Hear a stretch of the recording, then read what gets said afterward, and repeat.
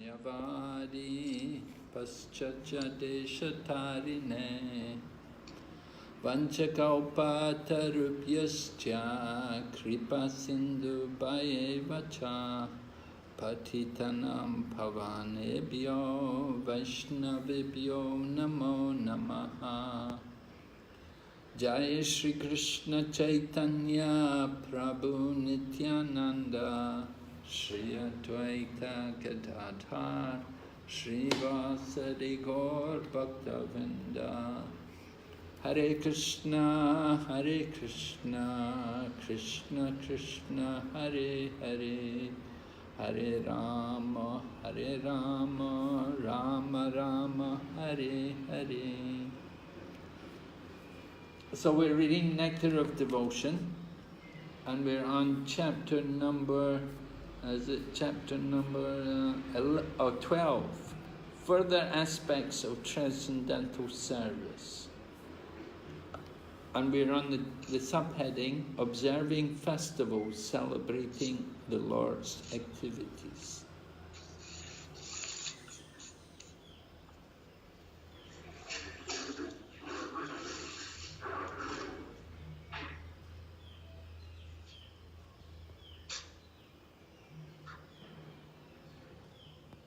Tanyana?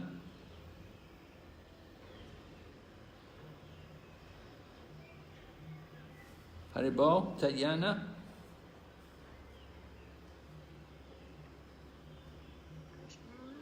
Hare Krishna? Tanyana, can you hear me?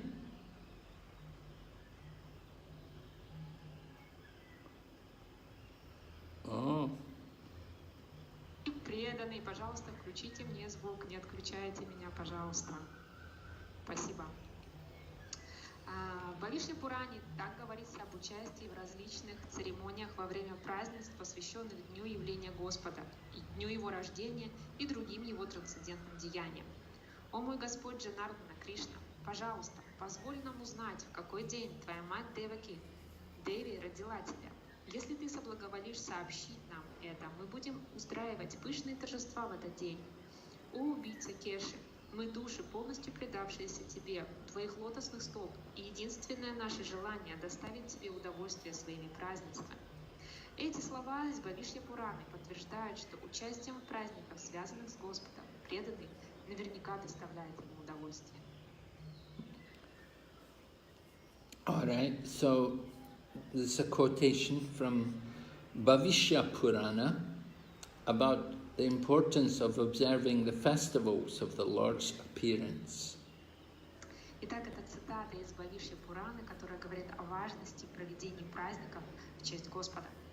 So this particular quote is about observing Janmastami, the birth of Lord Krishna. И именно эта цитата касается Джанмаштами, дня явления Господа Кришны. Of course, Janmastami is probably the major festival in the whole year, along with Gaur Purnima. These two festivals are the two major festivals. И, возможно, Джанмаштами наряду с Гаура Пурнимой является основным праздником, который мы отмечаем в году. So, on Janmastami, usually we observe the fasting until the appearance of the Lord, and the Lord appears, of course, at midnight. So we remain fasting throughout the day, and then we break fast after midnight, when we first of all offer worship to the Lord, and usually at that time we would take Ekadasi Prasad. И в этот день мы постимся до момента явления Господа, а Господь явился в полночь. И поэтому мы в этот день постимся до полуночи и затем принимаем Экадашный прасад. Of course, not everybody will observe fasting that day. So if they haven't been fasting, then they don't need to take Ekadasi Prasadam. They don't need? If they have not been fasting on the day of Janmastami, then at midnight they don't need to take the Ekadasi Prasadam, they can take some of the grains. И, конечно, не все должны поститься в этот день. Вот, кто-то может есть в течение дня, и поэтому этим людям не обязательно в полночь, они не должны в полночь прерывать свой пост экадышным прасадом, они могут прервать его зерновыми. So the verse states that by observing the festivals, like the Lord's birthday, then we give pleasure to the Lord. We want to please Krishna, so we can please Krishna by observing these functions. И данная цитата утверждает, что участие в праздниках, которые связаны с Господом, мы доставляем ему свое удовольствие, мы доставляем ему удовольствие. Of course, recently we had Ram Navami. So on Ram Navami, there was some doubt about whether we should fast until the midday or fast until the evening. And what kind of prasadam should we take? Should it be grains or not grains? И недавно мы отмечали Рама Навами, и в этот день есть некоторые сомнения по поводу проведения поста. Должны ли мы поститься до обеда, либо мы должны поститься до вечера, и должны ли мы есть зерновые или не должны. So Prabhupada had given some different instructions. Sometimes he would say you should fast until evening, and other times he'd say you can take it noon. И you can take it Take it midday. midday. Но Шрила Прабхупада давал по этому поводу различные наставления. Иногда он говорил, что мы должны поститься до вечера, а иногда только к полудню. And Prabhupada also writes in the books, in the purports of Srimad Bhagavatam, that generally on the appearance day of Vishnu Tattva, devotees will observe fasting from grains. И говорится, что только в дни явления Вишну Таттв преданные постятся без зерновых. But when they opened the Krishna Balaram Mandir, and Krishna Balaram Mandir in Vrindavan was opened on Ram Navami, on that day they had prasadam, and everybody took prasad, and they didn't take Ekadasi prasadam, and they took in the afternoon. Но, допустим, в день открытия храма Кришна Баларам Мандира преданные, а он как раз, это открытие состоялось в день Рама Навами, все принимали прасад, и этот прасад не был экадышным, и его принимали в полдень. Actually, that day they were supposed to take prasadam at 2 o'clock, but they were later because there were several other programs going on. There were some dramas and things, and Prabhupada watched the dramas, and so he didn't take prasadam till about 4 o'clock. But most devotees had taken prasadam at 2 o'clock. И в этот день предполагалось, что прасад подавать в 2 часа, но было слишком много мероприятий, спектаклей, Шрила Прабхупада их все посмотрел, и поэтому прасад у него был в 4 часа, но большинство преданных приняли прасад в 2 часа. So we should follow the system, whatever is being done in that particular center or that temple. Different temples, different centers, they may have different programs. So we should just cooperate and follow the program which they have. И мы должны следовать тем стандартам, которые есть в храме, потому что в разных храмах проводятся различные программы, и мы просто должны следовать тем, которые проводятся у нас в храме. But it's important to observe these festivals, and we shouldn't think, oh, we don't have any money, oh no, we're not going to do this. It's very important to observe these festivals. Но, тем не менее, очень важно проводить эти праздники. Мы не должны думать, о, у нас нет достаточно денег или еще что-то. Нет, это не важно. Важно этот праздник провести. We definitely, you don't want to minimize the importance of festivals, especially a major festival like Janmashtami. Конечно, мы не должны принижать важность праздников, и особенно такого основного праздника, как Okay, go ahead. Следующий пункт — служение божеству с великой преданностью.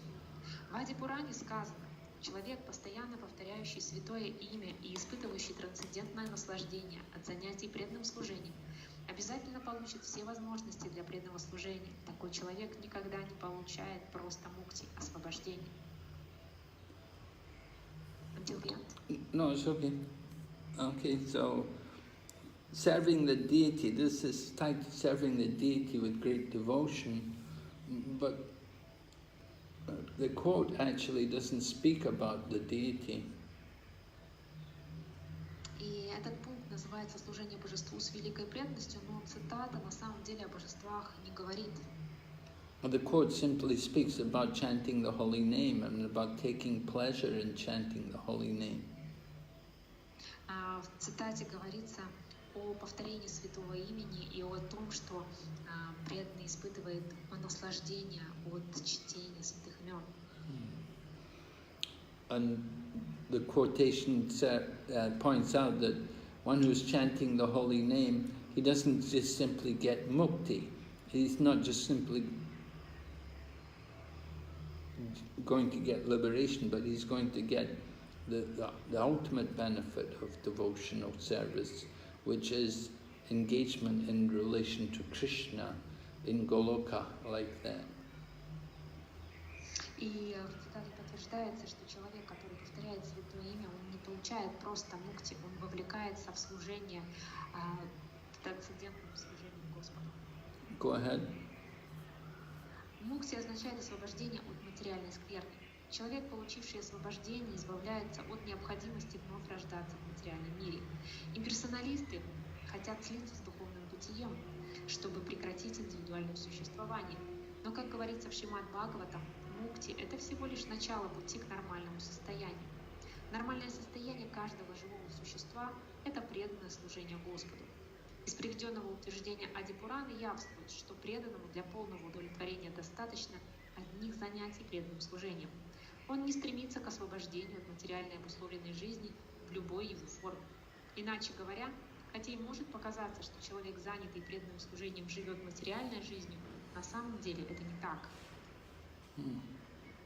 So interesting that the statement was supposed to be all about serving the deity with great devotion, but there's no mention of the deity in the quotations which are given. И в этом пункте указано, что название этого пункта гласит, что служение божеству с великой преданностью, на самом деле эти новые цитаты опять ничего не говорят о божествах. But Prabhupada is discussing how devotional service is far superior to liberation. Однако Шрила Прабхупада здесь говорит, насколько преданное служение стоит гораздо выше, чем освобождение. Liberation means you don't come back to the material world, but a devotee is not anxious for liberation. A devotee simply wants devotional service. Освобождение — это значит, вы больше не попадаете в духовный мир. Но преданный не ищет освобождения, он ищет лишь преданного служения. Prabhupada explains mukti is the beginning of our spiritual path. Шрила Прабхупада пишет, что мукти — это всего лишь начало нашего духовного пути. But we see in Lord Chaitanya's Shikshastikam, he said, I simply want devotional service, birth after birth. And I have noticed that he doesn't even mention liberation. Но и в Шикшаштаке Господа Чайтаньи мы видим, что он говорит: а я хочу преданного служения из жизни в жизнь, он даже не упоминает об освобождении. So the quotation from the Adi Purana says a devotee is satisfied simply by devotional service. И в цитате, приведенной из Ади Пураны, говорится, что преданный удовлетворен только благодаря своему преданному служению. Liberation is not important for somebody who's engaged in devotional service. Освобождение не важно для того, кто занят преданным служением. Even we may be here in the material world with a material body, But if we're engaged in devotional service, then we're above we're better off, better situated than the liberated soul. Мы можем находиться в этом материальном мире, в этом материальном теле, но если мы занимаемся преданным служением, то мы находимся в лучшей ситуации, чем освобожденные души. As Prabhupada said, a devotee engaged in devotional service is not in the material condition of life. Although he may have a material body, he may appear to be in the material world, but he's not in any material condition. И Шрила Прабхупада говорил, что если преданный занимается преданным служением, то, находясь даже в материальном мире, имея материальное тело, он не находится, он не является материальным условием.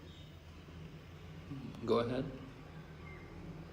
Чтение Шримад Бхагаватам в обществе преданных. Шримад Бхагаватам — это зрелый знание ведической мудрости. Само слово «веда» означает совокупность знаний.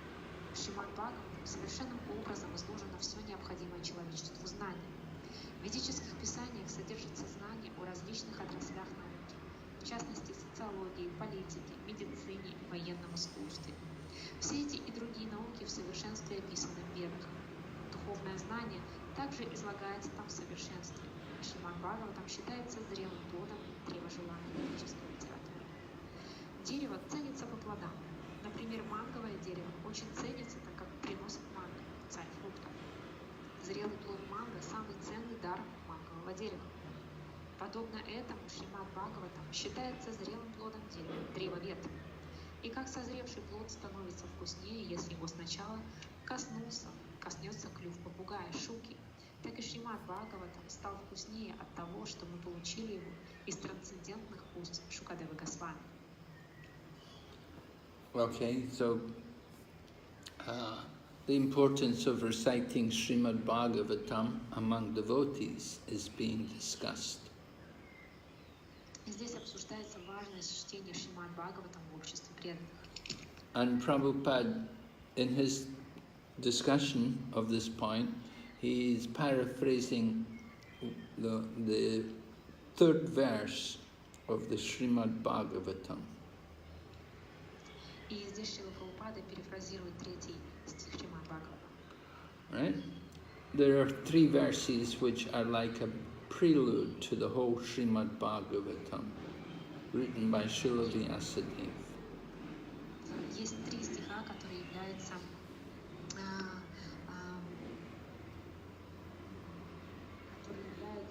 скажем так, введением в Шримад Бхагаватам, которые были прочитаны Вьясадевой. The very first verse, Janmadhyasya Yato Navayad, this verse describes the nature of the absolute truth. Первый стих описывает природу абсолютной истины. Then the second verse, which begins Dharma Projita Kaitava, is describing the difference between real religion and irreligion. Второй стих описывает разницу между истинной религией и неистинной религией. And then the third verse, which is being discussed here, is about the sweetness of the Srimad Bhagavatam.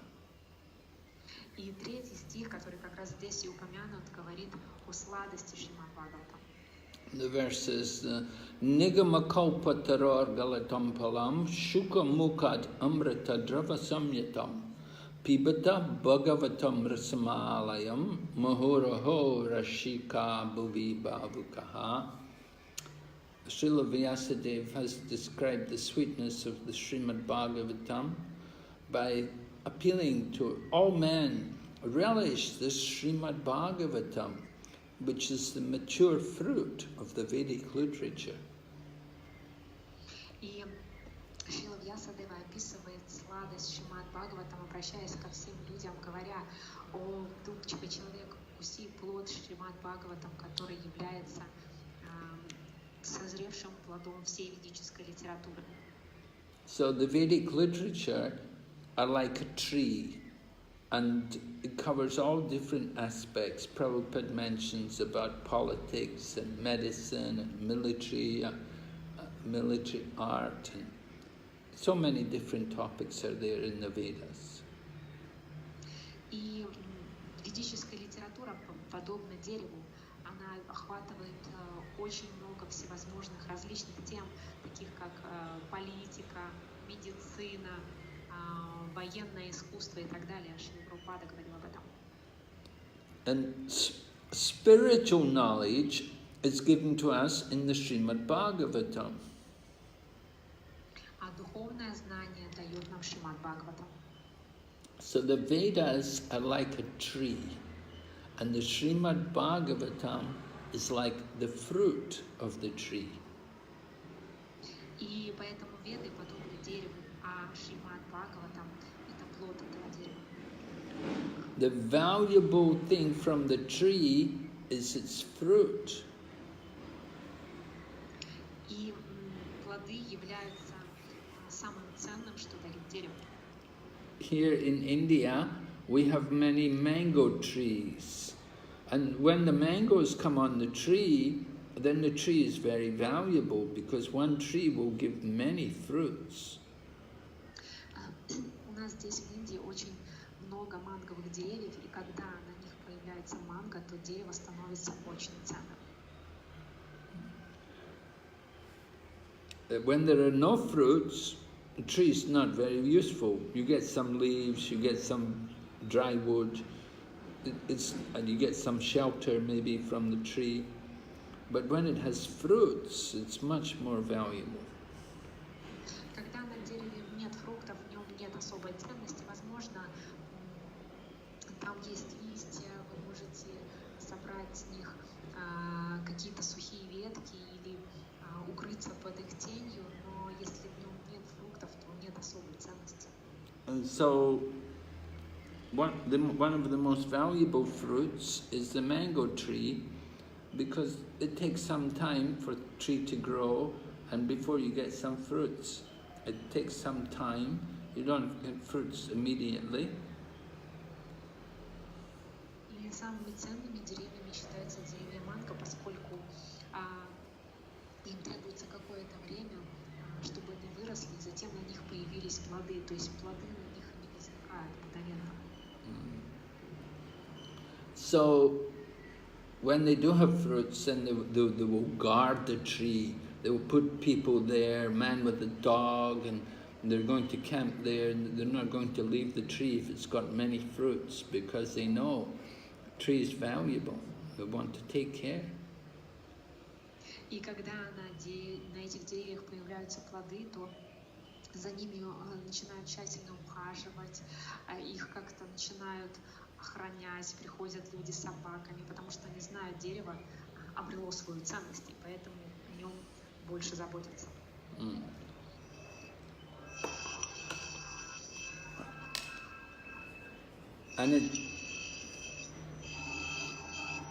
Прошу прощения, преданные прожаривайте, выключите, пожалуйста, микрофон. Спасибо.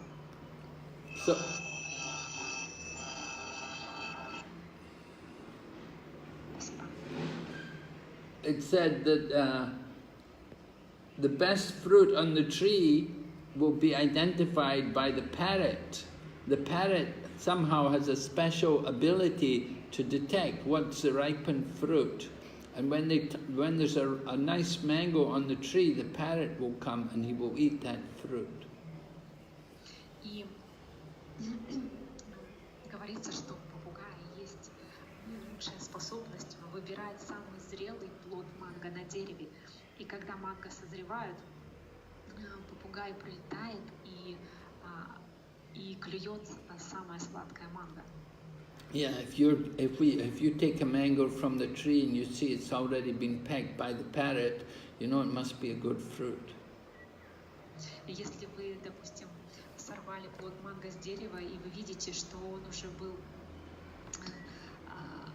что уже попугай отведал его, то это значит, что это хороший плод. So in a similar manner, Srila Vyasadeva describes that the Srimad Bhagavatam becomes more sweeter because it's coming from the mouth of Shukadeva Goswami. И Шрила Вьясадева говорит, говорит, что подобным же образом Шримад Бхагаватам становится вкуснее от того, что он исходит из уст Шукадева Госвами. And Sukadeva Goswami, of course, he is the son of Vyasadeva, and he heard the Srimad Bhagavatam from Srila Vyasadeva. И Шукадева Госвами — это сын Вьясадевы, и он услышал Шримад Бхагаватам именно от него. So we want to relish this Srimad Bhagavatam coming from the mouth of Shukadeva Goswami. И мы хотим вкусить этот плод Шримад Бхагаватам, который сошел из уст Шукадевы Госвами. Now, mango fruits are very delicate. They cannot just simply be thrown to the ground. They have to be handled very carefully. И плоды манго, они очень нежные, поэтому их нельзя просто сбрасывать на землю, а их нужно собирать аккуратно руками. So often, what they do, they'll send somebody up the tree to pick the fruits, and they'll have a basket, and they will pass the basket down to the ground. И поэтому отправляют человека, он забирается на дерево и с корзиной, и набрав фруктов, он опускает эту корзину обратно, спускает ее. They don't just throw the fruit around, because it's going to damage easily. То есть он не разбрасывает просто фрукты, не кидает фрукты с дерева, поскольку они таким образом повредятся.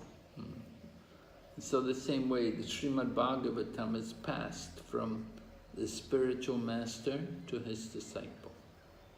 И подобным же образом Шримад Бхагаватам передается от духовного учителя к его ученику. Right? Srila Vyasadeva, he spoke this knowledge to Sukadeva Goswami, and Sukadeva Goswami, in the course of speaking to Maharaj Parikshit, he also gave the knowledge to Sutta Goswami. И Вьясадева передал это знание передал Шримад Бхагаватам Шукадеве Госвами, а Шукадева Госвами передал его Сути Госвами. And Sukadeva Goswami gave this knowledge to the sages of Naimisharanya. И Шукадева Госвами дал это знание мудрецам Наймишарани. All right, go ahead. Шримад Бхагаватам необходимо получать по непрерывной цепи ученической преемственности. Когда спелый плод спускают с вершины дерева на землю, передавая его из рук в руки по цепочке людей, сидящих на ветвях дерева, а он не повреждается. Подобно этому, если Шримад Бхагаватам передается по парампаре, он доходит до нас в целости и сохранности. В Бхагавадгите утверждается, что система ученической преемственности парампара — это единственный способ получения трансцендентного знания. Трансцендентное знание должно приходить по цепи ученической преемственности, то есть через компетентных людей, постигших истинную цель шастры. Yes, so I've been speaking about this, the importance of passing the knowledge through the disciplic succession.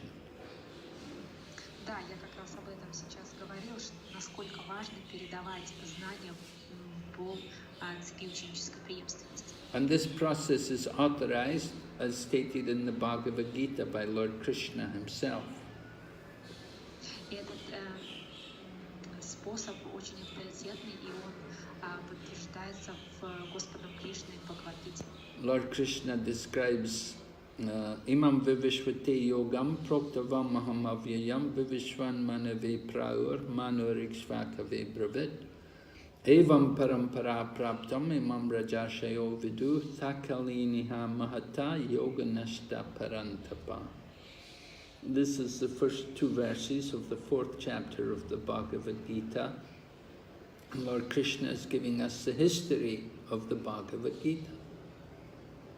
И это первые два стиха в 4 главе Бхагавад-гиты, которые описывают историю Бхагавад-гиты. Lord Krishna says, I instructed this imperishable science of yoga to the sun god Vivishwan, and Vivishwan gave this knowledge to Manu, the father of mankind, and Manu gave it to Ikshvaku. And in this way the saintly kings understood it. И Кришна говорил, что я передал эту науку трансцендентного знания Богу Солнца Вивасвану, который передал ее прародителю человечества Ману, который в свою очередь передал Икшваку, а тот передал ее святым царям.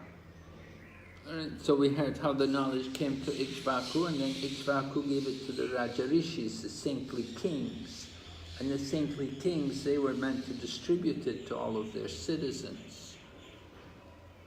Таким образом, мы узнаем, как трансцендентная наука была передана Икшваку, а тот передал ее Раджариши, святым царям, которые в свою очередь передали ее своим подчиненным. But in course of time, the knowledge was lost. Yoga nashta parantapa means the knowledge was lost. Но с течением времени знание было утеряно, йога нашта парантапа. What happened is that somehow in course of time, the message changed, and people, they gave a different message, and they put some speculation into the process. They didn't follow the authorized process. И что случилось, как знание было утеряно, со временем в нем появились какие-то изменения, и таким образом авторитетный процесс был утрачен. So because they were not following the actual process, they would not get any effect, they wouldn't have any result. И поскольку люди не следовали истинному процессу, то они не получали нужного результата. And that's why Lord Krishna came again 5,000 years ago to re-establish the disciplic succession. И именно поэтому Господь Кришна снова пришел 5000 лет назад, чтобы восстановить цепь ученической преемственности. And his first disciple was Arjuna. Его первым учеником был Арджуна. Arjuna is a devotee and a friend of Krishna, so he can understand the knowledge. И поскольку Арджуна был преданным Кришне, его другом, то поэтому он мог понять это знание. Okay, go ahead. Шри Чайтанья Махапрабху советовал каждому получать Шримад достигшего самоосознания. Такого человека называют Бхагаватом.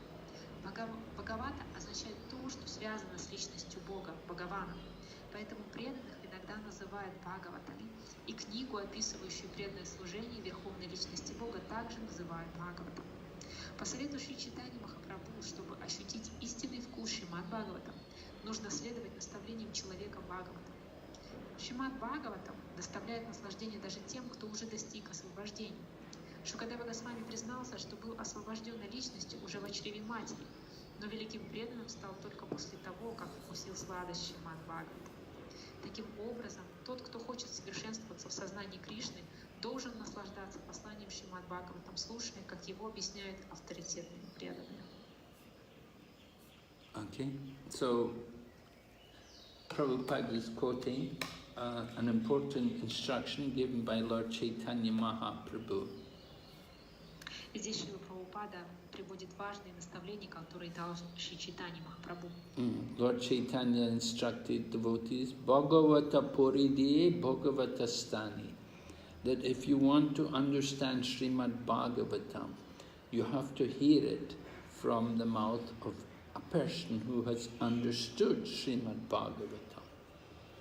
И Шри Чайтанья Махапрабху говорил, что если вы хотите понять Шримад Бхагаватам, то вы должны услышать его из уст человека, который понял Шримад Бхагаватам. So Bhagavata, it comes in two forms. In one way it comes as the book Bhagavatam, and another way it comes as the devotee Bhagavata. И Бхагавата приходит в двух формах. В форме Бхагаватам, книги, и в форме преданного Бхагавата. So anyone who really seriously wants to understand Srimad Bhagavatam, they have to hear it from the person who is Bhagavata. Поэтому человек, который хочет серьезно изучить Бхагаватам, должен услышать его из уст человека Бхагавата. Okay.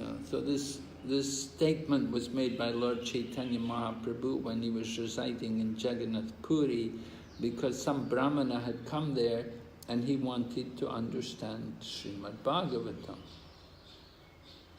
Эти наставления Чайтаньи Махапрабху произнес, когда он находился в Джаганатхапуре, поскольку туда пришел один браман, который захотел понять Шримад Бхагаватам. So Lord Chaitanya sent him to Ramananda Rai. He said, this Ramananda Rai, he can instruct you in the Srimad Bhagavatam. И Чайтанья Махапрабху отправил его к Рамананда Рая, сказав, что тот может дать наставления по Шримад Бхагаватам.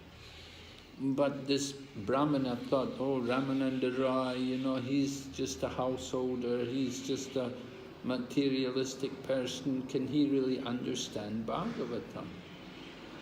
Но этот человек подумал, это Рамананда Рай просто домохозяин, материалистичный человек, как он может истинно понять Бхагаватам? So Lord Chaitanya told this man that don't think you can judge a person just by their ashram or by their dress. You have to know their heart. И Чайтанья Махапрабху сказал, не думайте, что вы можете судить человека только по его ашраму или его одежде. Вы должны смотреть на его сердце.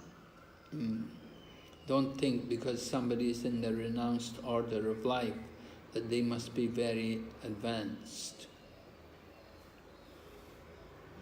Например, если кто-то находится в отреченном ашраме, он должен быть очень продвинут в этом. We have to see how much they actually know of the science of Krishna. Но мы должны посмотреть, насколько действительно они разбираются в науке о Кришне. So we're given the example of Sukadeva Goswami, how Sukadeva Goswami was in the womb of his mother for 16 years. И здесь приводится пример Шукадева Госвами, который находился в чреве матери в течение 16 лет. And it was only when he heard the message of Srimad Bhagavatam that he was attracted to come out. И только когда он услышал послание Шримад Бхагаватам, он привлекся этим и захотел оттуда выйти. It was hearing Srimad Bhagavatam that made him a devotee. Previously, he was fixed on the platform of Brahman. Would you repeat, please? It was only when he heard Srimad Bhagavatam that he became a devotee, or awakened his devotion. И только когда он услышал Шримад Бхагаватам, он стал преданным, он пробудил свою преданность. Before hearing the Srimad Bhagavatam, he was a Brahmanandi, he was fixed on the platform of Brahman. И до того, как он услышал Шримад Бхагаватам, он был Брахмананди, человек, который был жестко стоял на платформе Брахмана. But once he heard the Srimad Bhagavatam, then he understood this is something more than the Brahman. Но как только он услышал Шримад Бхагаватам, он понял, это что-то гораздо большее, чем Брахман. And so he came out from the womb and he was searching to hear more of Srimad Bhagavatam. И поэтому он вышел из чрева матери и пустился на поиски чего-то большего, на поиски Шримад Бхагаватам. So Sukadeva Goswami was a liberated soul in the womb, but it was Srimad Bhagavatam which awakened his devotion. И Шукадева Госвами был уже освобожденной душой в чреве матери, но именно Шримад Бхагаватам пробудил его преданность. So someone may be liberated, but they may not have devotion for Krishna. И, возможно, кто-то может быть и освобожденной личностью, но при этом у него может не быть преданности Кришне. Go ahead. Во второй песне Шримад Бхагаватам 1.9 Шукадева Госвами признается, что его привязанность к безличному Браману была очень сильна. Однако, когда он услышал о трансцендентных играх Господа из уст своего отца Вьясадевы, он гораздо сильнее привязался к Шримад Бхагаватам. Здесь имеется в виду, что Вьясадева тоже был осознавший себя душой и передал свое зрелое понимание трансцендентной мудрости непосредственно Шукадеве Госвами указанным способом.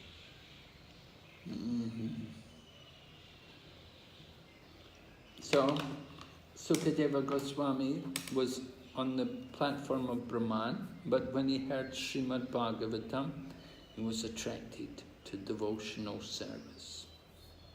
Таким образом, Шукадева Госвами находился на платформе Брамана, но когда он услышал Шримад Бхагаватам, ему привлекло преданное служение. Another example of a similar situation are the 4 Kumaras, who were also Brahmagyanis. They were fixed on the platform of Brahman. И другой пример этому это 4 кумара, которые также были Брахмагьяни, находились на платформе Брахмана. But when they went into Vaikuntha, at the doorway of Vaikuntha, they had an incident with the doorkeepers, and then the Lord Narayan came there with his wife to see them. At that time, the 4 Kumaras saw the Supreme Lord.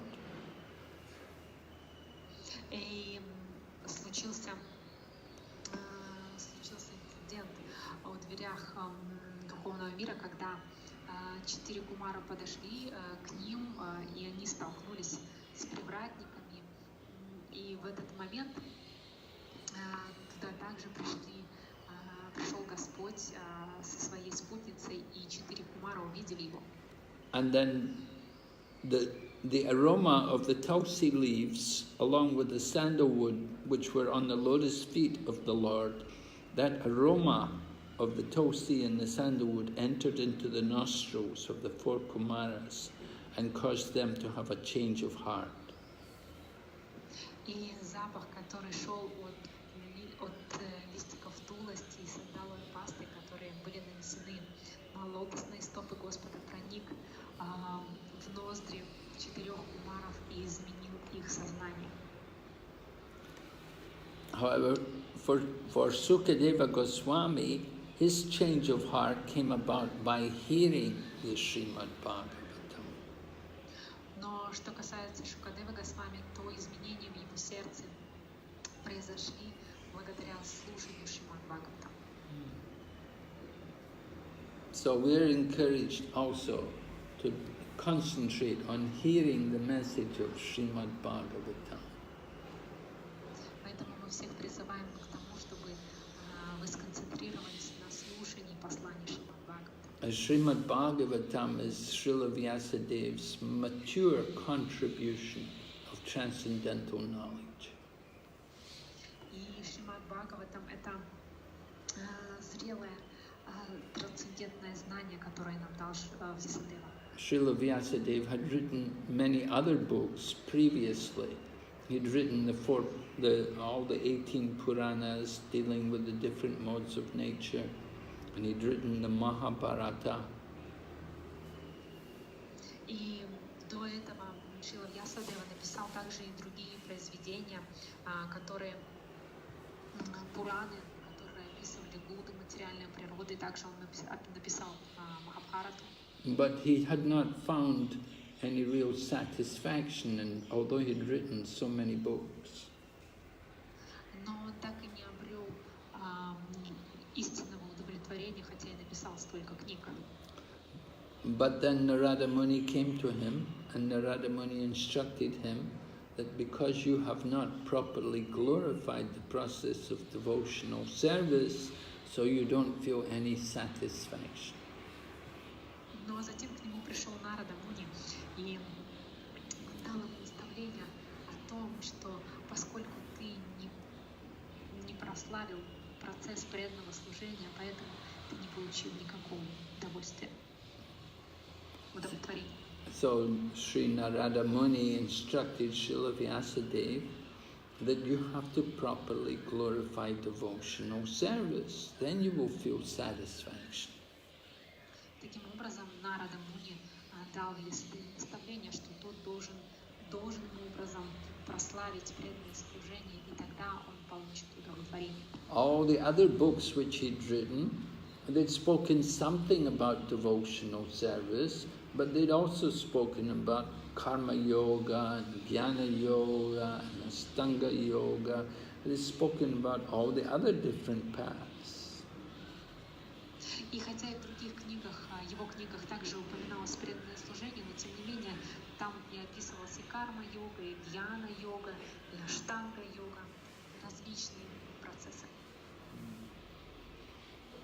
So the point is, we have to really focus on bhakti yoga if we want to make some real progress in our spiritual life.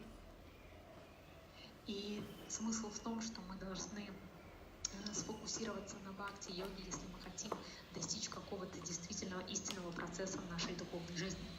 And the best way to focus on bhakti yoga is by studying books like Srimad Bhagavatam, which are concentrated, which are focused purely on bhakti yoga. И лучший способ сфокусироваться на бхакти-йоге — это читать такие книги, как Шримад Бхагаватам, поскольку они являются сосредоточением бхакти-йоги. So Lord Chaitanya gave great importance to hearing the Srimad Bhagavatam, and Srila Prabhupada also gave great importance to the Srimad Bhagavatam. И поэтому Господь Чайтанья Махапрабху уделял огромное значение, придавал огромное значение слушанию Шримад Бхагавата, и также Шрила Прабхупада также уделял этому большое значение. And anyone who is a real follower of Srila Prabhupada, they have to study Srimad Bhagavatam. И те, кто является истинными последователями Шрилы Прабхупады, они должны изучать Шримад Бхагаватам. Srila Prabhupada devoted so much time, and every night waking up in the middle of the night to translate and to write his purports. So he wanted to give us this Srimad Bhagavatam. Шрила Прабхупада посвятил так много времени написанию Шримад Бхагаватам. Он вставал среди ночи и писал переводы, комментарии. Он старался дать нам Шримад Бхагаватам. And the proper way to hear Srimad Bhagavatam is in the association of devotees. И правильный способ, должный способ, которым мы должны слушать Шримад Бхагаватам, это слушать его в кругу преданных. In the teachings of Lord Kapila, there's a nice verse, an instruction Lord Kapila is giving to his mother Devahuti. И в учении Господа Капила есть замечательные слова, это наставление, которое Господь Капила дал своей матери Девахути. Devahuti's husband Kardama Muni had gone off and taken sannyas and left her alone with her son Kapila. Ее муж Кардама Муни ушел из дома и принял саньясу и оставил ее с сыном, с Капилой. They had 9 daughters, but the 9 daughters were already given away in marriage, so she was left with her only son, who is Lord Kapila, who is an incarnation of God.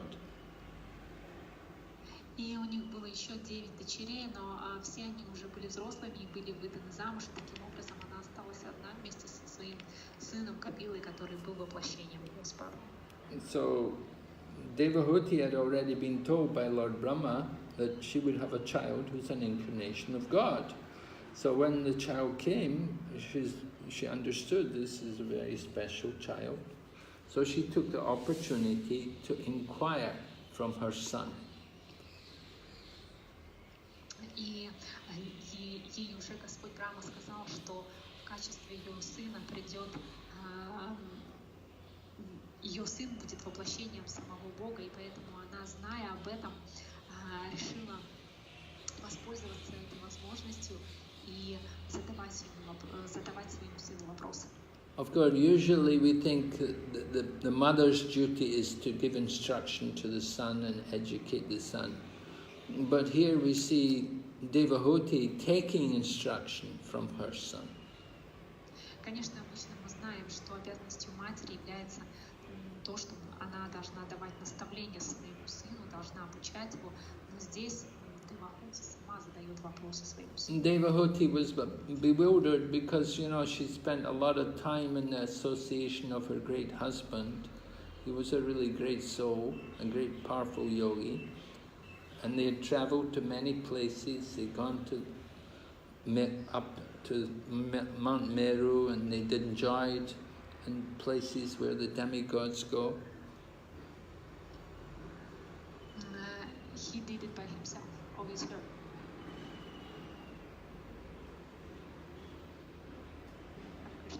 Hare Krishna? He did it by himself, alone, or with her? With her husband. И она вместе со своим мужем, они постоянно путешествовали, они были на горе Меру и в местах, где собираются полубоги. So Devahuti and Kadama Muni enjoyed all kinds of pleasures, you know, we could only just read about them and difficult for us to fully appreciate, but the highest kind of sensual pleasures. They had a lot of material, a lot of satisfaction, material pleasures, but at the same time, they're great transcendentalists. И Кардама Муни и Девахути, они окунулись в наслаждении их, они были такими, что мы даже не можем себе представить, насколько они наслаждались, но в то же самое время они были великими трансценденталистами. So after they'd been enjoying together, then she gave birth and she had her son.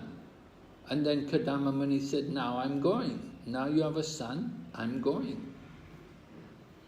И в результате этого она дала рождение сына, и Кардама Муни сказал, теперь у тебя есть сын, и я ухожу. And so Kardama Muni considered that, he said, my responsibilities are over now. Now I have to take care of my own spiritual life. I've spent a lot of time in the company of my wife. Now it's time for me to prepare for my spiritual life. I have to leave my wife. И Кардама Муни думал, что он выполнил все свои обязанности по отношению к жене, потому что он думал, я провел с ней достаточно много времени, и теперь я должен подумать о своей духовной жизни, и поэтому я должен оставить ее. Remember, Kardama Muni had practiced brahmacharya in the very beginning of his life. For many, many years he practiced brahmacharya. And then he decided to get married, and he enjoyed the family life for some time, and then he gave it up. И в самом начале своей жизни Кардама Муни придерживался брахмачари, и затем он решил жениться и наслаждался семейной жизнью, и затем он оставил ее. And so Devahuti was left with her son, and she understands she has to inquire from her son. И таким образом Девахути осталась со своим сыном, и она поняла, что она должна задавать ему вопросы. And so at that time Lord Kapila instructs his mother about the importance of becoming attached to a sadhu. И Господь Капила рассказывал своей матери о важности быть привязанным к садху. And then he goes on to instruct her about what one will do in the association of a sadhu. И затем он давал ей наставления о том, что нужно делать, общаясь с садху. And there's the verse, Satam prasanga mama virya samvido bhavanti ridkarana rasayana kata tasjosana yashapavarga vartmani shradharatir bhaktir anukramishyati. This is a very famous verse in Srimad Bhagavatam describing how topics of Lord Krishna, when heard in the association of devotees, are very pleasing to the ear and to the heart. Это очень знаменитый стих из Шримад Бхагаватам, который говорит о том, что когда мы обсуждаем темы, связанные с Господом Кришной в обществе преданных, это приносит большое наслаждение ушам и сердцу. And simply by this hearing process in the association of devotees, then one will progress in devotional service. Благодаря только этому слушанию и общению с преданными человек может прогрессировать в преданном служении.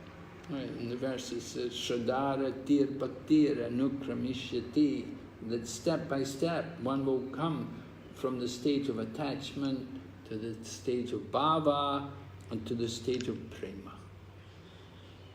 И также говорится, что шаг за шагом человек перейдет со ступени привязанности на ступень бхавы, а со ступени бхавы на ступень премы. So one can achieve the goal of life simply by hearing Srimad Bhagavatam in the association of devotees. Таким образом, человек может достичь цели своей жизни просто благодаря слушанию Шримад Бхагаватам в обществе преданных. Okay, we will stop here. Ask if any questions. Сегодня мы здесь остановимся. Есть ли какие-либо вопросы? Yes, there are some questions in the chat. Раджарани Матач, ваш вопрос, пожалуйста. Харе Кришна. Сейчас, минуточку. Харе Кришна, Гуру Махарадж. Харе Кришна, преданный, примитивный, смиренный поклон. Все слава Шриле Прабхупаде.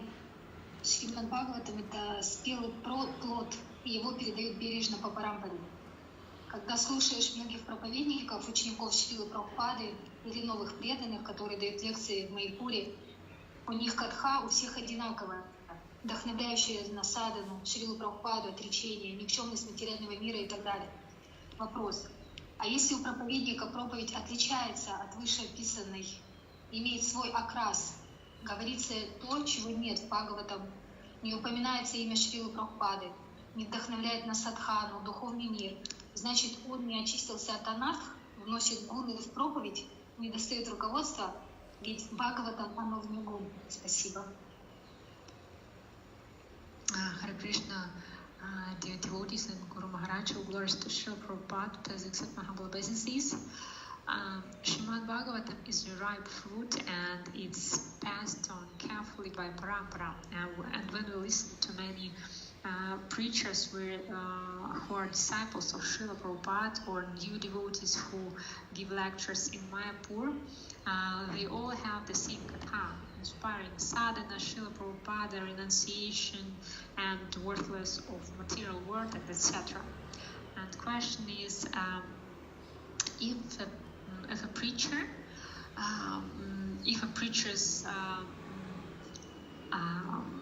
lectures are different from just described above and just has a different color. He says something that is not in the Srimad Bhagavatam. He doesn't mention the name of Srila Prabhupada, doesn't inspire sadhana or spiritual world, and then he has not been. So it means that he has not been cleansed of anarthas. Does it introduce the gunas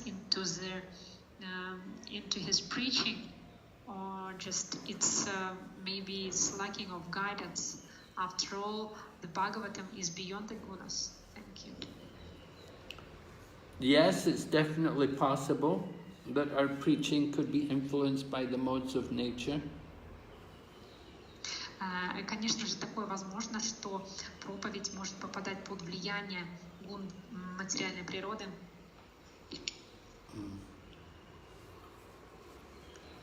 Devotional service can be in the modes of nature. That's also described in the third canto of the Srimad Bhagavatam. Преданное служение также может находиться в гунах материальной природы. Это описывается в третьей песне Шримад Бхагаватам. Just like one may be worshipping the deity, but he may be influenced by the mode of ignorance or the mode of passion. Например, кто-то может поклоняться божествам, но находиться под влиянием тама-гуны или гуны страсти. It's not that the deity worship is in the mode of ignorance, but the person is in the mode of ignorance.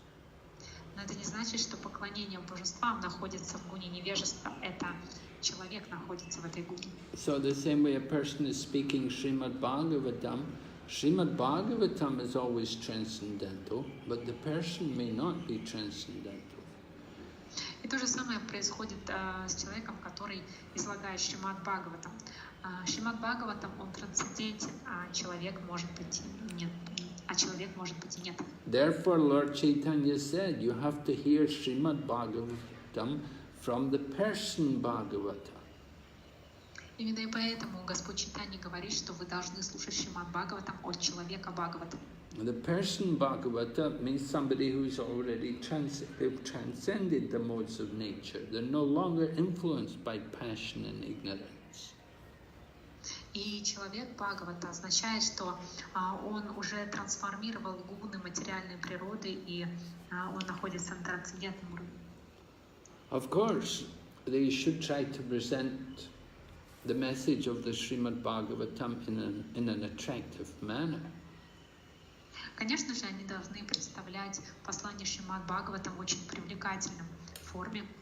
As you say, you know, people all give class, they all make the same point, so material world is suffering and the real pleasure is in the spiritual world.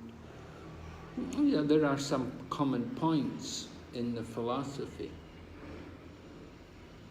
Да, вы можете услышать, что все идет какими-то одинаковыми такими моментами, да, материальный мир полон страданий и так далее. И то есть есть какие-то философии, есть какие-то, да, общие моменты. But the point is that one should present it in a manner that it will attract the audience, that will interest the audience. Но смысл в том, чтобы человек умел преподнести это все в такой манере, чтобы это привлекало аудиторию. Srila Prabhupada glorified his own spiritual master with a beautiful poem. Шрила Прабхупада прославил своего духовного учителя в красивом очень стихотворении. I will tell it in English, Tatjana will have to translate, I don't know. It won't be poetry the same, but anyway, the point will be there. In the poem, Prabhupada wrote, for his Vyasa Puja offering, he said, oldest of all, but in new dress, miracle done, your divine grace.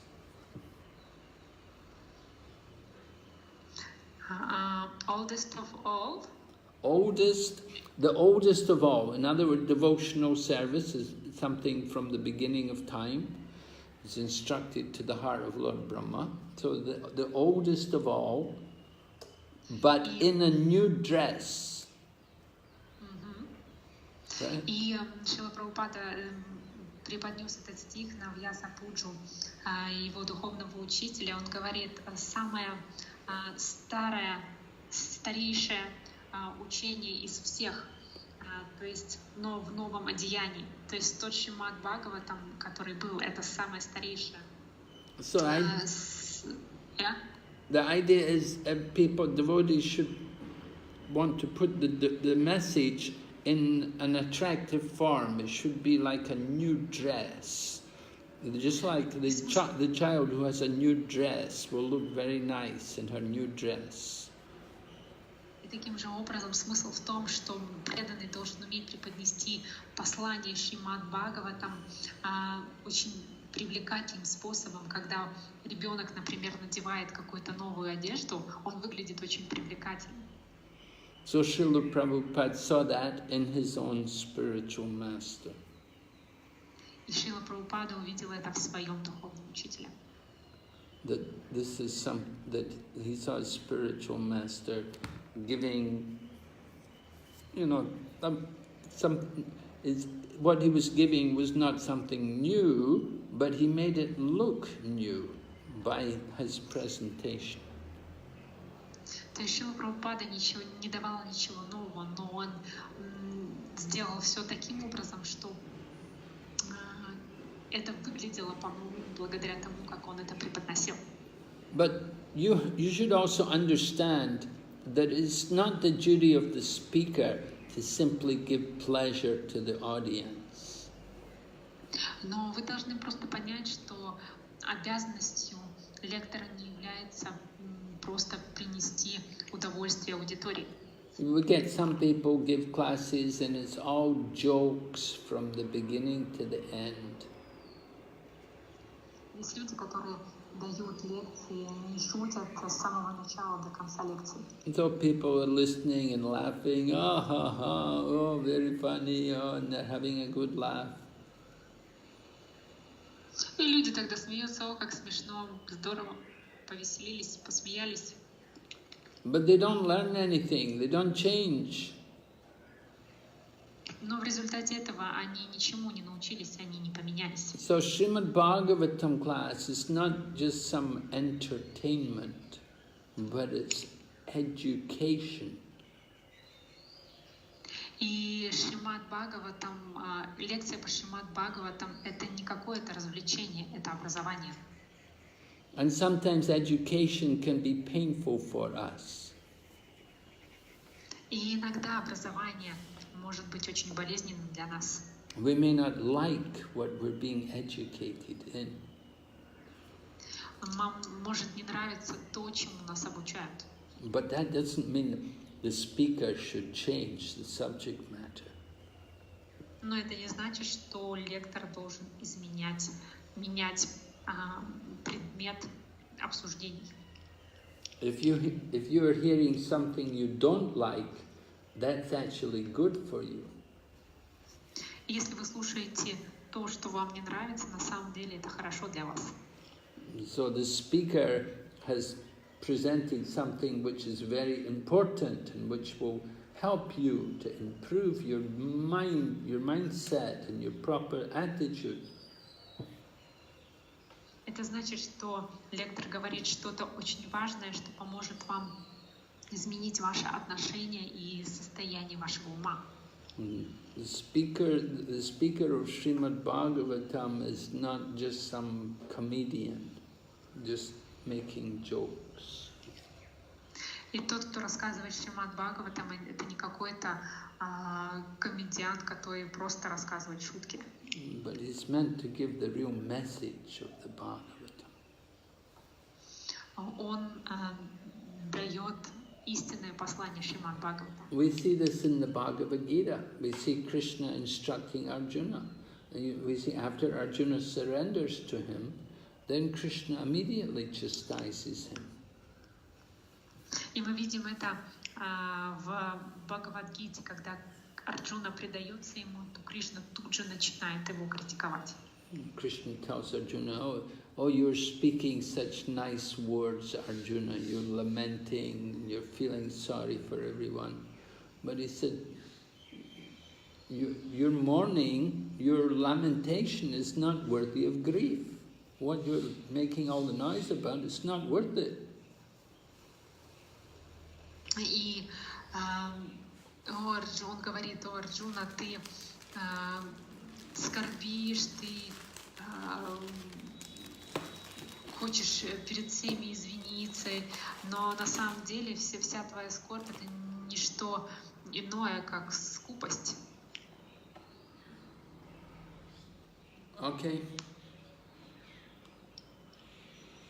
А можно еще чуть-чуть это вопрос, а кто должен контролировать, например, проповедь в храме? Харе Кришна, спасибо. And who should control the preaching in the temple? Well, there should be some temple management, some temple council, or some temple president, like that, some authority, I don't know. Different centers, they have different systems.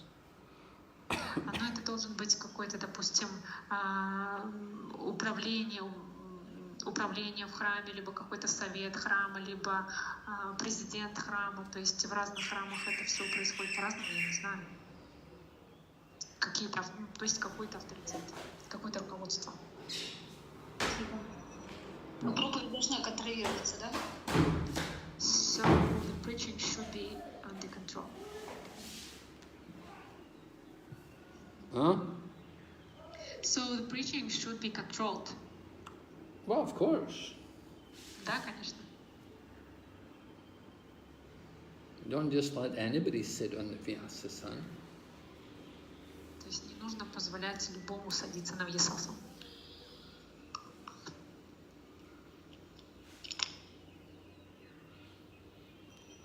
Харе Кришна, спасибо. Thank you very much. Юна Матаджи, ваш вопрос.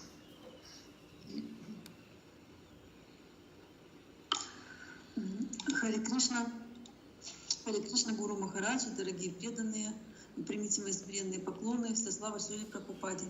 Почему в преданном служении чувство разлуки с Кришной, випраламба, считается наивысшим? Почему оно выше, чем, например, радость встречи? Спасибо. Hare Krishna, Guru Maharaj and dear devotees, please accept my humble obeisances or glories to Srila Prabhupada. Why is the feeling of separation from Krishna, Vipralambha, considered the highest in devotional service? Why it's higher than, for example, the joy of meeting? Thank you. Because the intensity of the separation brings about the greatest attachment to the Lord. Поскольку интенсивность вот этой вот разлуки, яркость этой разлуки еще больше привязывает к Господу. And the feeling of separation will lead to union, will lead to meeting with the Lord. И чувство разлуки ведет к встрече с Господом. Not that they're always in separation and they never meet, but they will lead to union. They will meet and they will feel the greatest pleasure in meeting. И это не значит, что это чувство разлуки, оно вечно. Нет, оно ведет к объединению, к союзу с Господом, оно ведет к встрече, и тогда, когда это происходит, получается великое удовольствие, великая радость. So we say absence makes the heart grow fonder, right? When people are separated from each other, they feel more affection, they feel more attachment for the other person.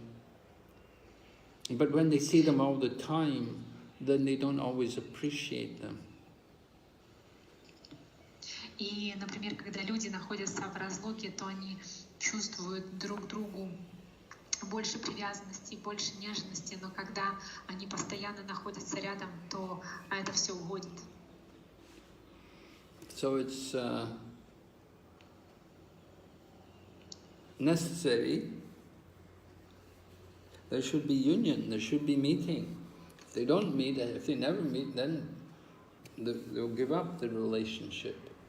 They may feel separation for some time, but if they never see, then you just forget about the person. И то есть обязательно должна происходить встреча. Это не значит, что люди постоянно, например, находятся в разлуке, у них нет возможности встретиться, то в конце концов, не имея этой возможности, они просто забывают о другом человеке, и все. We say out of sight, out of mind. You don't see someone, you won't think about them. И мы говорим с глаз долой, из сердца вон. То есть, если мы человека не видим, то мы о нем перестаем думать. But the attachment which the devotees, like the gopis, have for Krishna is intensified by separation.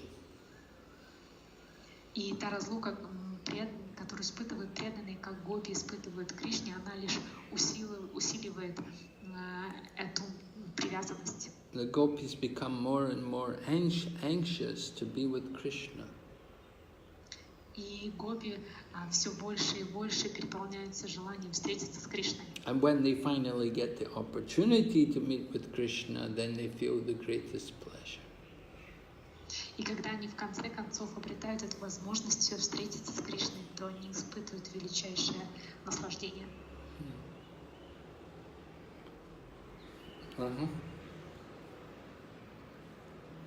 Next question. Yeah. Елена Дмитриева Матаджи, ваш вопрос, пожалуйста. Харе Кришна, дорогие преданные, Гуру Махарадж, примите, пожалуйста, мои поклоны. Скажите, пожалуйста, возможно ли пробудить любовь к Богу, если человек выполняет разные виды служения время от времени, в то же время ходит на работу, выполняет свои обязанности, но не испытывает пока сильного влечения к преданному служению какому-то конкретному? Спасибо. Харе Кришна, Guru Maharaj and dear devotees, please accept my humble obeisances. Is it possible to wake love for God if one performs different types of service from time to time, and at the same time he goes to work, performs his duties, but he's not yet strongly attached to any particular devotional service? Thank you. Well, you're not strongly attached to any particular devotional service. You have to think them all equal. You think one service is as good as another. There's nothing wrong with that. That's okay. Чтобы испытывать сильную привязанность к какому-то определенному виду служения, if the person wants to attract to any particular devotional service, he should think that one service is not different from another one. Am I understand correctly? Well, she's saying she's not attached to any particular service. Yeah.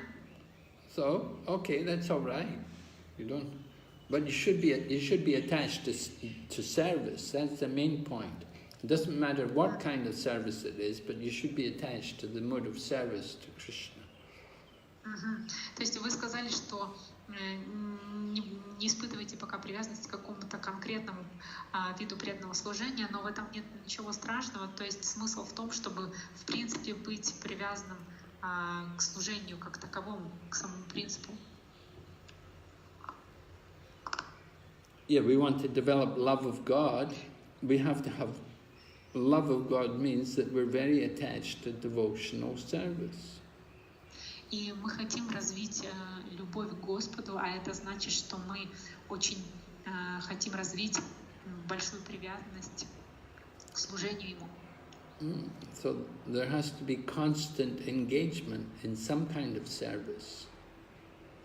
То есть должно быть какое-то постоянное вовлечение в какой-то вид преданного служения. То есть преданное служение нужно постоянно им заниматься. You cannot come to love of God without being constantly engaged in devotional service.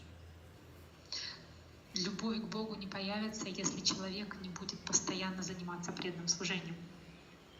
Love of God is the most exalted thing, and it will come only after bhava. Before you get love of God, first of all, you have to come to the stage of bhava, and you can look in this book, Nectar of Devotion, and you will see the different characteristics of one on the stage of bhava. И прежде чем прийти к любви к Господу, человек должен подняться на ступень бхавы, и здесь в нектаре преданности вы можете увидеть те характеристики, которые соответствуют этой ступени бхавы. We're coming up a few more about 5 more chapters. We will hear about devotional service in ecstasy, and then devotional service in love of God. И здесь дальше будет упоминаться преданное служение в экстазе, и затем будет идти преданное служение в любви к Богу. But to get to these higher stages, we have to get through sadhana bhakti. We have to do very, very good sadhana. We must be very regulated in our hearing and chanting.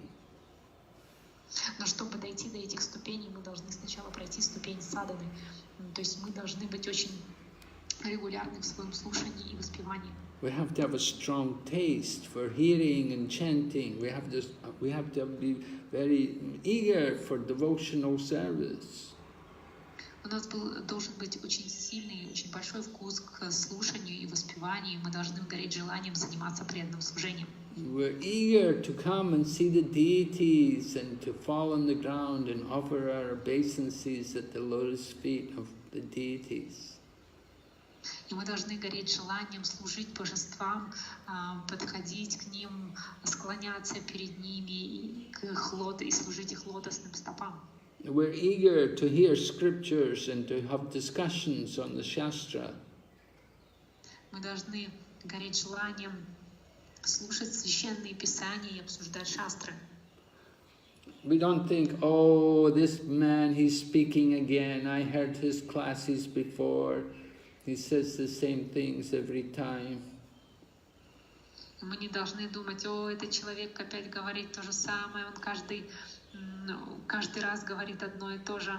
Я это уже слышал. No, you may have heard it before, but there's no harm to hear it again. Да, возможно, вы об этом уже раньше слышали, но нет ничего плохого в том, что вы послушаете об этом снова. And it's also the duty of the listener to put questions before the speaker. И также обязанностью слушателя является задавание вопросов тому, кто излагает материал. So you should always have some questions ready which you can put before the speaker to encourage him to speak more. То есть таким образом у вас могут быть еще уже готовы какие-то вопросы, которые вы задаете лектору, что воодушевляет его рассказывать еще больше.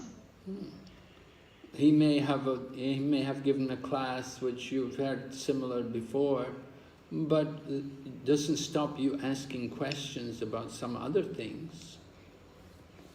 То есть, возможно, он рассказывает то же самое, что вы уже где-то уже слышали, но это не должно останавливать вас в том, чтобы задавать вопросы, например, на какие-то другие темы.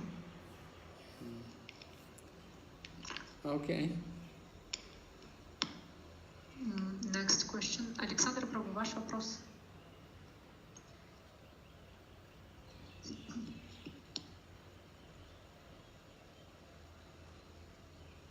Харе Кришна, прошу прощения, тут в храме субботник. У меня практический вопрос. Слышно меня? Да, слышно. Не по теме, прошу прощения. Вот если... Как мне поступить? Я участвую регулярно в Харинаме. И там лидер Харинама рассчитывает на меня. А есть какое-то служение в храме. И президент храма говорит мне, ну вот это нужно сделать. Как мне поступить? То есть я пытаюсь как бы одному сказать, что вот мне этот сказал так делать. Кто-то говорит, вот, что вот это важнее. А кто-то из них говорит наоборот, что философски, типа, ну ты сам решай. Вот. Может быть, я сам должен принимать решение, то есть где мне заниматься служением. Либо я должен попросить, пусть они сами между собой договорятся. То есть, ну, вот такой вопрос. Харе Кришна. Practical question. I just take part in Harinam, and the leader of Harinam is just relies on me. And at the same time, temple president asked me to do some work in the temple, some service in the temple. So, what I should do? And I ask them what I should to choose, and they just say, just think about it yourself. You need to choose yourself. At the same time, what should I do? I should decide by myself, choose one or another. Or I just need to ask them to decide this question between themselves. Well, I think it's better that you follow the authority, that somebody is asking you to do something else. I think you should take that instruction. Александр Прабу, то есть вас как бы в одно и то же время просят и на Харинаму пойти, и чем-то в храме позаниматься, и поэтому вы должны выбирать. Правильно я поняла? Devotional service is not meant to be performed independently. We're meant to take instruction. То есть вы должны под руководством делать все эти вещи. Преданное служение нельзя совершать ни от кого не завися. Нужно заниматься им под чьим-то руководством. We see in the Bhagavad Gita Arjuna surrendering to Krishna. Arjuna is saying, Shishastiham sadimam tvam prapanam. That I am your disciple and a soul surrendered unto you, please instruct me. Arjuna and Krishna had been friends, but now Arjuna is becoming the disciple of Krishna and he asks Krishna, give me instruction. И мы видим, как в Бхагавад-гите Арджуна предается Кришне. Он говорит, теперь я твой ученик, душа предавшаяся тебе, пожалуйста, наставляй же меня. То есть мы видим, что Арджуна, хотя он является и другом Кришны, он становится его учеником, и теперь он просит его о наставлениях. So it's important to be able to take instructions and to be submissive. It's a sign of humility. И очень важно очень важно получать наставления и иметь некоторую покорность, потому что это признак смирения. Somebody is asking you to do something else, then there must be some other need. There's need for somebody to do other things. Not everybody can go for Sankirtan every time. То есть, если вас просят сделать еще что-то в то же время, то есть, возможно, в этом есть какая-то необходимость, потому что не каждый, допустим, может пойти на Санкиртану в это время. They have a center, there are things to be done in the center. We should be willing to cooperate and to do whatever is required. Sometimes you may go for Sankirtan, sometimes they need you to stay back. И есть центр, допустим, где также требуется какая-то ваша помощь, и поэтому нужно учиться взаимодействовать. То есть иногда вы, допустим, можете пойти на Санкиртану, а иногда вы можете остаться и делать что-то в храме. So if everybody just does what they want, if everybody just works independently, then we will never have a good society, we will never be successful with Krishna consciousness. Если каждый будет делать то, что он хочет, то есть будет действовать независимо, то у нас никогда не будет хорошего общества сознания Кришны. So surrender is very important. We need surrendered devotees. If devotees surrender and cooperate together, that is real Sankirtan. И поэтому мы должны предаваться преданным, и когда преданные сотрудничают, это истинная Санкиртана. Right? Sankirtan is working together cooperatively. And the mood of cooperation is very important. И Санкиртана — это совместная деятельность в духе сотрудничества. Сотрудничество очень важно. So I think you should do what some senior person, some authority is telling you. I think you should follow their instruction. Я думаю, что вы должны следовать наставлениям, которые вам дает руководство. And when they need you for Sankirtan, then they'll invite you, they'll tell you, come for Sankirtan. Если Я правильно понял, что просто у каждого лидера есть свое служение. Вот лидер храма, он как бы с одной стороны отвечает за всю общину, с другой стороны его ответственность это вот храм, да? У лидера Харинама, у него ответственность вот его служение Харинама. А вы сказали, нужно сотрудничать, и нужно быть смиренным, и не нужно самостоятельным быть. Вот. А одновременно проступила просьба. Я должен сам решать, или я должен попросить их между собой договориться? Я просто не услышал ответа, простите меня. The point is that they ask him for just Harinam and do something in the temple at the same time. So what he should do, if he should go to the temple or if he should go to the Harinam, when they just ask him to do it at the same time, what he should choose. Well, there must be some authority there. Somebody is the authority. Who's the temple president or who's in charge? You should find out. Temple president asked him to go to the temple, and that person who is in charge of Harinam, he asked him to go to Harinam. So they have different services, and they ask him at the same time to do two of them. So he should follow the temple president. В этом случае вы должны следовать наставлениям президента храма. The Sankirtan leader is under the direction of the temple president. Лидер Санкиртаны, он находится под, скажем так, под руководством президента храма. Спасибо большое. Мой поклон. Харе Кришна. Thank you very much. Please accept my humble obeisances. Next question. Yeah? Next question from the chat. Харе Кришна, примите мои поклоны, Нарисимха Махараджи преданные. Как выплюнуть жвачку ума на Санкиртане? Как стать чистой средой без гун, отождествить себя от тела? Спасибо.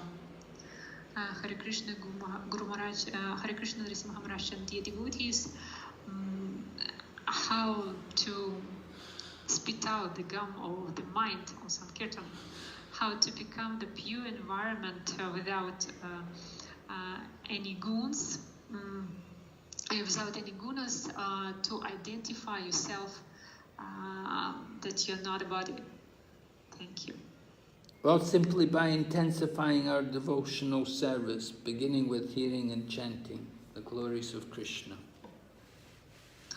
Просто это сделать можно благодаря тому, что вы сделаете более интенсивными свое слушание, воспевание и прославление Кришны. You want to get rid of the passion and the ignorance, you want to get rid of the bodily conception of life, we have to fully absorb ourselves in devotional service.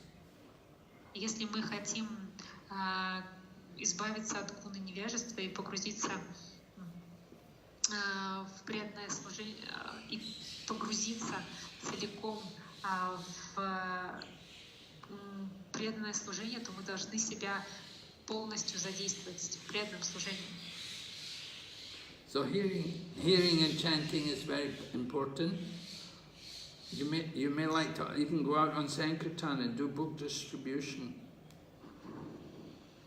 И поэтому слушание и воспевание, они очень важны иногда, и вы можете даже ходить на Санкиртану и заниматься распространением книг. If you can go out for book distribution, it's very absorbing, thinking how to distribute a book. И если вы ходите занимаетесь тем, что распространяете книги, то это очень сильно погружает ваш ум в мысли о том, как, допустим, распространить книгу.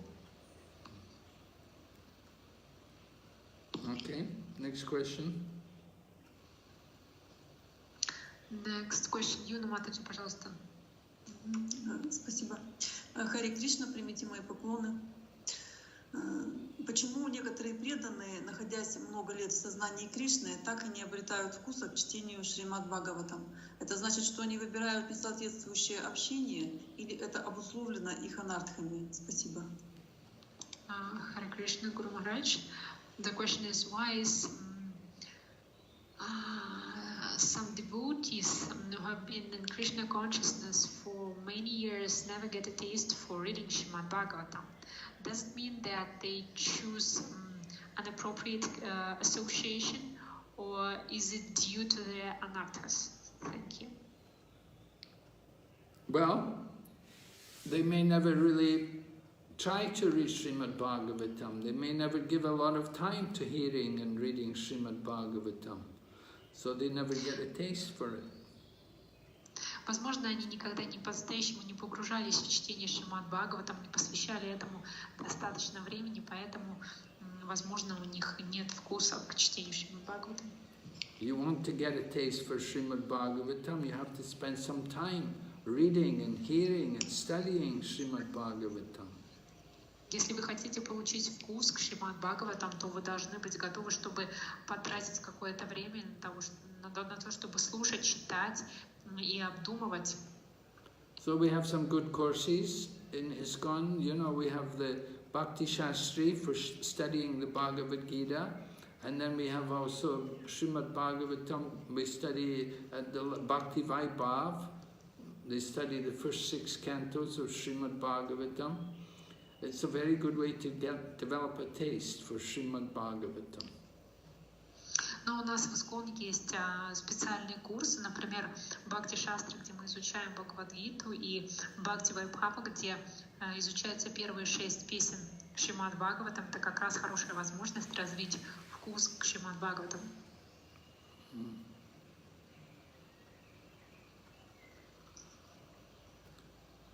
Yes.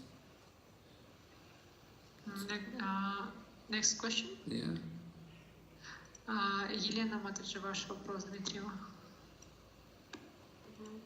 Хотела бы уточнить у Гуру Махараджа, что вот иногда возникает апатия, как будто бы кажется, что ничего не получается, что желания сильные, майя сильные, служить иногда не хочется. Как быть? Что делать в такие времена? Ведь все так меняется, то энтузиазм есть, то пропадает. Харе Кришна. The question is, sometimes there is apathy and many thoughts that nothing works, that material desires and Maya are very strong, and sometimes you don't want to solve at all. What to do in such cases? Overall, after all, everything changes so much that there is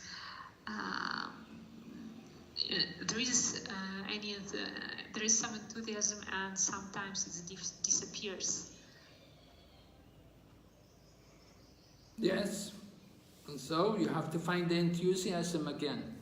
You have to keep the enthusiasm. You have to how to get enthusiasm just by being enthusiastic. You'll become enthusiastic. И вы должны просто снова найти этот энтузиазм, и как стать энтузиастичным, нужно просто им быть. Yeah, there's always apathy around. People are often apathetic. You try to do something and they think they couldn't care less, or they think it's not very important. So you have to fight that mood. That's the mind, the rebellious mind. The mind is always opposed to surrender to Krishna. И люди вокруг обычно очень апатичны. О, это не работает, это не получается. Но вы должны понимать, что все этот ум. Что все это ум, и вы должны просто предаться Кришне. So you have to use intelligence. You have to take intelligence to control the mind. You have to fight that apathy, fight that mood by good intelligence, by strong intelligence, by spiritual knowledge, guided by Shastra. Then you can conquer this apathy. И вы должны использовать свой разум, то есть с помощью вот этого сильного разума вы должны победить с помощью знаний шастра, знаний философии, вы должны победить эту апатию. You have to really be alert to guard against this and not to be taken in, not to be swept away by this mood of apathy and complaining. То есть вы должны очень серьезно быть настроены в том, чтобы не попасть под влияние этого умонастроения, апатии, либо желания пожаловаться. You want to be enthusiastic? You can do it. You can get, sometimes you may have to go and associate with somebody else who's enthusiastic, but if nobody else is enthusiastic, then you become enthusiastic, and then you can make other people enthusiastic. И если вы не чувствуете энтузиазма, то вы должны погрузить себя в этот энтузиазм, пойти к кому-то, кто переполнен этим энтузиазмом. Но если таких людей вокруг нет, то вы должны стать энтузиастичны сами, чтобы заразить этим энтузиазмом других. Yes?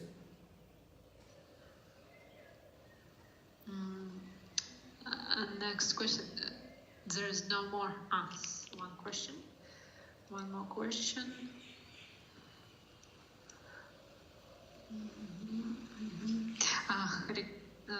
Как отличить выбор духовного учителя на уровне ума и на уровне сердца? The question is, how to distinguish between how to choose spiritual master and how to distinguish between the choice of at the level of the mind and the choice at the level of the heart.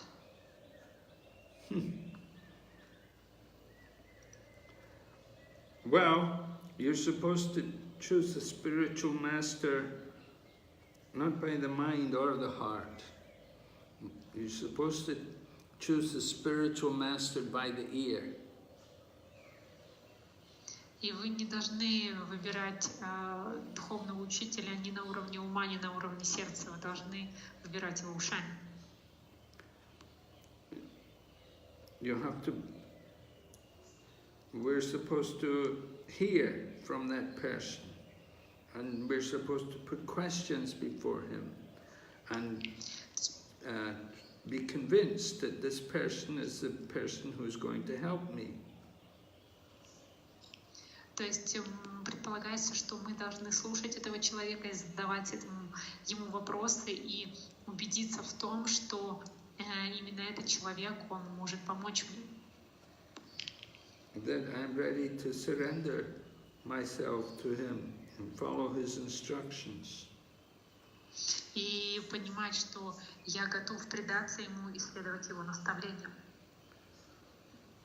Of course, in ISKCON, the ultimate guru is Srila Prabhupada, and we have to be convinced that this person who I'm accepting as my spiritual master is going to help me to connect to Srila Prabhupada. И, конечно же, высший авторитет в ИСККОНе — это Шрила Прабхупада. Я должен четко понимать, что является ли, если у того человека, которого я хочу выбрать в качестве своего гуру, есть ли у него связь со Шрилой Прабхупадой.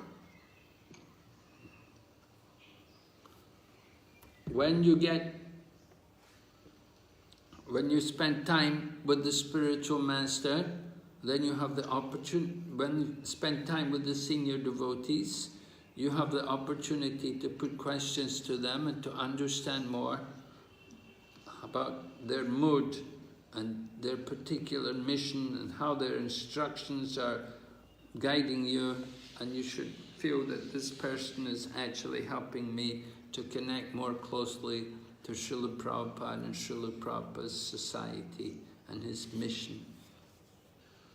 Когда вы общаетесь достаточное время со старшими преданными, вы должны понять их умонастроение, их миссию, и должны понимать, а как этот человек связывает для меня, вот эта личность, с движением, со Шрилой Прабхупадой и с его движением, то есть связывает ли она меня теснее с ним. Yeah, if we simply guided by the heart, you know, our heart is not much different from the mind.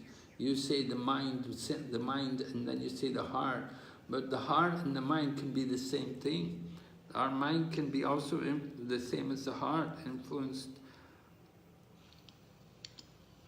И вы говорите, что влияние ума и влияние, то есть если влияние сердца, если мы будем слушать сердце, то это практически то же самое, что и слушать свой ум. Очень часто это одно и то же. Difficult to say, you know, this feeling is really coming from the heart, or are you sure it's not from the mind? How do you know? И очень сложно сказать, исходит ли это чувство из сердца или оно из ума. Откуда вы знаете?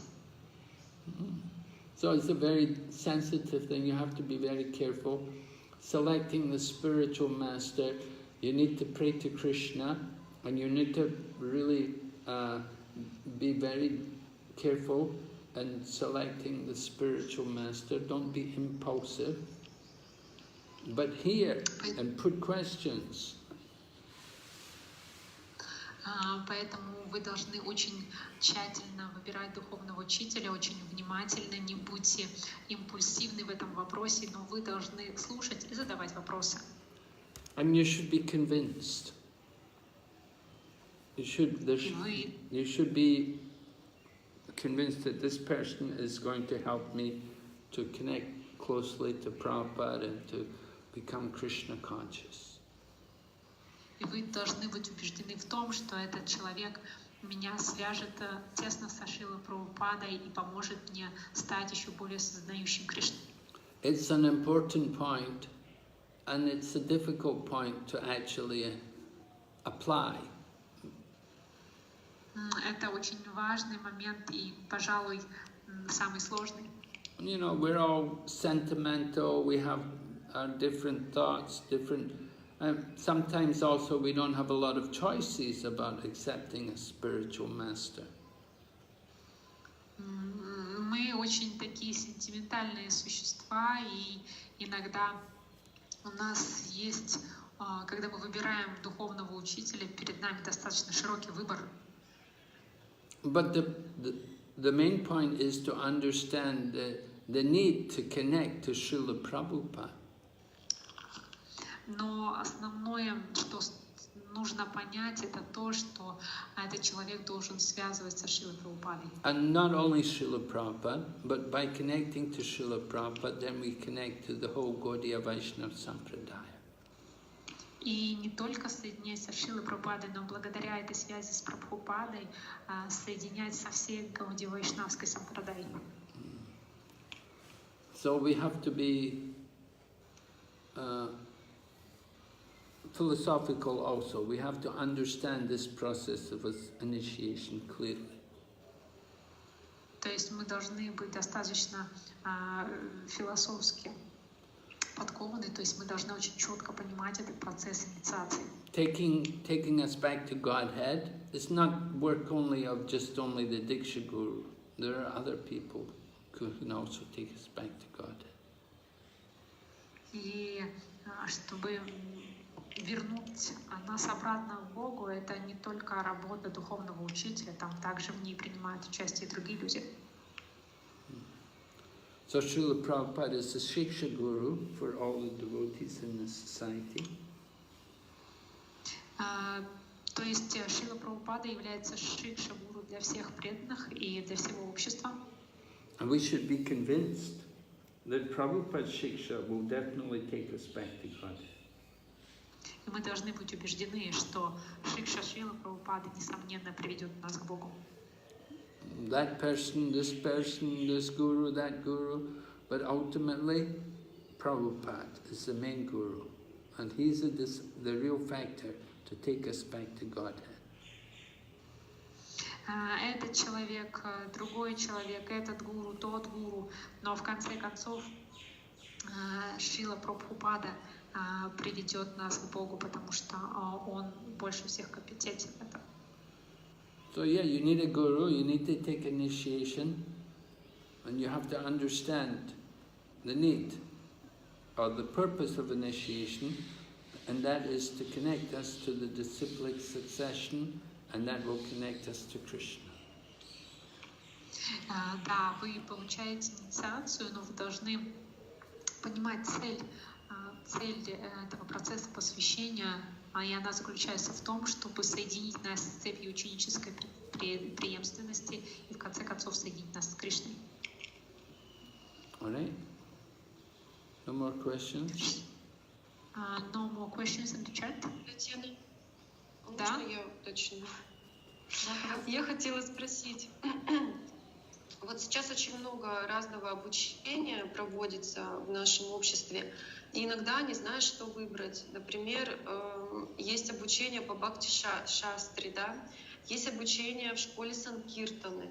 Вот я уже прошла обучение там, бхакта-программ, ученик в Искон, основы ведения киртана. И вот кто должен говорить, куда тебе идти дальше? Потому что в бхакти-шастре, например, там очень углублено, и я боюсь, что я не справлюсь, что мне не хватит времени. Школа Санкиртаны как бы тоже непонятно. То есть как вообще выбрать себе, куда тебе пойти учиться? Харе Кришна. There are many courses in the school, for example, Bhakti Shastri and School of Sanskrit, I already passed Bhakta program and disciple in ISKCON and the basic of Kirtan. So the question is how we should choose I think that, for example, for me, Bhakti Shastra is very difficult. So, how one should choose what causes he need to pass through? Well, the main idea is to absorb ourselves in studying, to try to increase our interest and absorption and thinking of Krishna.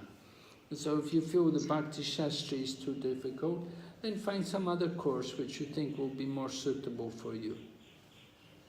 И смысл в том, чтобы погрузить себя в размышления о Кришне, если, допустим, для этого все эти курсы и проводятся, и если вы считаете, что Бхакти-шастри, допустим, это слишком сложно для вас, хорошо, найдите какой-то другой курс, который вы будет, по вашему мнению, будет вам подходить. Some people like to just take cooking classes and learn cooking. There's no harm. Some people like to do deity worship, learn deity worship. Some people are doing kirtan, absorbed in kirtan. Very nice. Например, кто-то проходит только курсы по кулинарии, полностью погружается в это, кто-то проходит курсы по поклонению божествам и занимается только этим, кто-то проходит курсы по ведению киртана, и это очень хорошо. But still you need to hear regularly, you need to hear sometime, you need to hear Srimad Bhagavatam, Bhagavad Gita. You may not become a scholar, that's okay, but try to hear. Но по-прежнему вы должны слушать Шримад Бхагаватам и Бхагавад-гиту. Возможно, вы не станете каким-то ученым, но это не важно, просто пытайтесь слушать. All right. Is that clear? Этот момент понятен, Матаджи, да? Ну да, понятен, просто не можешь вообще определить, куда тебе податься. Наверное, надо спрашивать у старших, да, храма, потому что духовный учитель, он же не может знать всех учеников и давать всем наставления, правильно? Am I understanding correctly that spiritual master he has no such an opportunity to know and to know every his disciple. So in this case, just where should we go to learn? Should we ask some senior devotees in the temple, or what else? What should we do? Well, you could try to explain everything to the spiritual master, and then he can advise you. Otherwise, you learn from association. Other people who took the courses, they can tell you what course they thought was good. Somebody may tell you, Bhakti Shastra is very difficult, takes so much time, you have to learn so many things, so many slokas. You may not like to do that. Вы просто можете объяснить все своему духовному учителю, и он просто может вам дать совет по этому поводу, потому что, допустим, если вы обращаетесь к окружению, допустим, к тем людям, которые уже какие-то курсы прошли, те же Бхакти-шастры, да, и они вам сказали, что они занимают слишком много времени, очень много шлок учить, и это очень сложно, соответственно, вы так это и принимаете. The main point is, what do you like to do? What would you like to do? And then you can ask it, can I do this? Is that okay? And then spiritual master can say, yeah, okay, no problem. И основной смысл в том, что вы должны делать то, что вам нравится, и только потом вы можете спросить духовного учителя, а могу ли я этим заниматься? И духовный учитель скажет, да, хорошо, пожалуйста. Yeah, we don't force devotees, you have to do this. And nowadays, of course, we do have one course, you have to do ISKCON disciple course, okay, you do that. Everybody's supposed to do that. И никто преданных, nobody just forces devotees, you mean? Right, we don't force. But ISKCON disciple course, everybody who's going to become a devotee, who is thinking about initiation, they should take a disciple course. Мы никого не заставляем проходить никакие курсы, но, допустим, курс учеников ИСККОН — это тот курс, который следует пройти тому, кто хочет быть учеником, кто хочет получить инициацию. Right? If you're going to be connected with ISKCON at all, you should attend the disciple course and understand how ISKCON works. То есть, если вы хотите быть связанным с ИСККОН, то вы должны пройти этот курс ученик в ИСККОН, чтобы понять, как ИСККОН работает. Now, some spiritual masters, they do ask that you do Bhakti Shastri before they will give you second initiation. Например, некоторые духовные учителя просят, чтобы преданный прошел курс Бхакти Шастры, и тогда они дают вторую инициацию. But that's not a rule. Но это не является правилом. The main thing is that you're happy in Krishna consciousness and that you're following the principles and chanting. То есть самым важным является, что вы счастливы в сознании Кришны, и вы следуете регулирующим принципам, и вы слушаете и воспеваете. All right? Хорошо? Elena? Да, хорошо. Спасибо. Yes, Харе thank you. Кришна. Okay, so we stop here today. Сегодня мы здесь остановимся.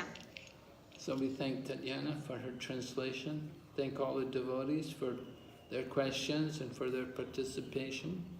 We hope you have a good week in Krishna consciousness. Спасибо всем, дорогие преданные, за ваше участие, за ваши вопросы. И надеемся, что у вас будет хорошая неделя в сознании Кришны. Srila Prabhupada ki. Jai. Go back to Vrinda ki. Jai. Hari Bol.